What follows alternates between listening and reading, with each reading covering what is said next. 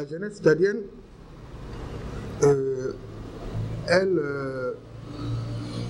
elle court un grand danger. Son avenir est en danger. Pourquoi? Parce qu'il n'y a même pas une politique d'emploi dans ce pays. Aucune politique d'emploi.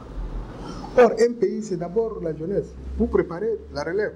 Nous, on va partir, les autres viendront. Et ça continue comme ça, et ça évolue. Parce que plus on s'occupe de la jeunesse, mieux on aura un pays avec un avenir radieux. Prenez les jeunes, par exemple. Ils sont ici, au Tchad. Ils sont là, ils obtiennent le bac. Ils sont au chômage. Ceux qui arrivent à s'inscrire à l'université, les cours même sont interrompus à chaque fois.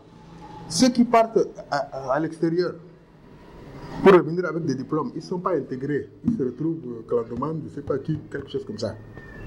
Et là, ce n'est pas un pays qui pense à l'avenir. Qui pense à l'avenir.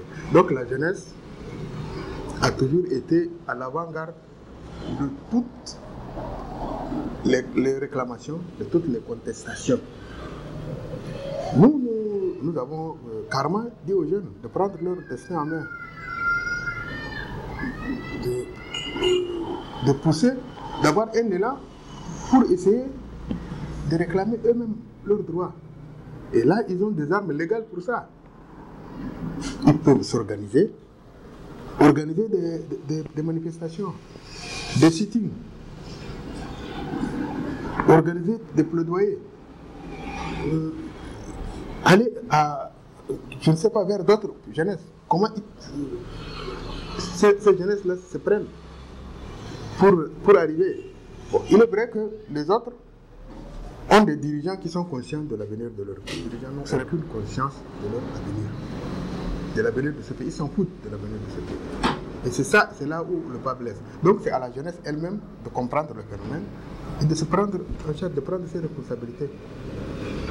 La jeunesse a la possibilité de changer quelque chose dans ce pays, en sa faveur. Donc essayer de s'organiser, faire des plaidoyers, organiser des manifestations, parce que c'est légal. Notre constitution le permet. Et là, il y a des revendications légales qui sont là parce qu'il n'y a même pas un programme d'insertion des jeunes dans la société. Il n'y a même pas une politique d'emploi dans ce pays. Or, l'emploi est un des agrégats du système économique. Et si, par exemple, dans d'autres pays, le taux de chômage dans un pays préfigure une bonne ou une mauvaise gouvernance. Il suffit que le taux soit élevé pour qu'on dise que non, que ça ne marche pas. Les gens doivent tout faire pour qu'il y ait des emplois. Et là, le pays qui a le presque plein emploi est un pays qui a une santé économique avérée. Mais pour nous, ici, nous n'avons même pas d'économie. C'est-à-dire qu'il n'y a pas de notion d'économie dans le vrai sens du terme. Les chiffres même sont truqués. Quand les bailleurs envoient des missions ici pour travailler avec les gens, avec les responsables administratifs et financiers ici. Mais ils leur présentent des chiffres faux pour dire que le pays marche, alors que c'est la catastrophe à l'intérieur. Si je vous dis le volume d'endettement de ce pays-là, votre avenir est vraiment compromis, les jeunes. Parce que rien qu'en 2010, je l'avais dit à plusieurs reprises dans les débats et autres, personne ne m'a contredit. J'ai dit que la Chine seule, en 2010,